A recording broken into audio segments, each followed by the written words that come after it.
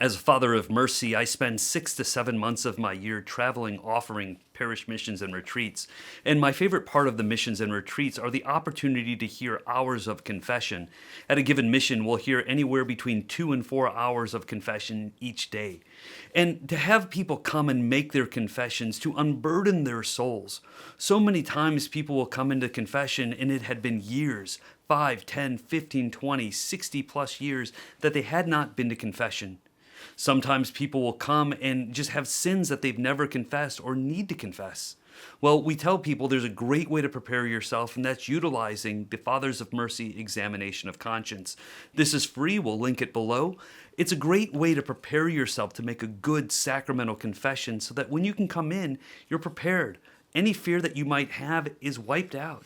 You know what to say, you know what to do, because you've just prepared yourself. But again, making a good confession is not that hard. All it costs is just a little bit of humility and courage to get through that door.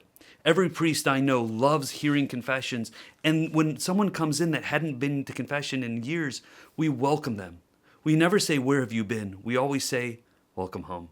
So if it's been a while since your last confession, please make an opportunity to go to confession soon. May God bless you.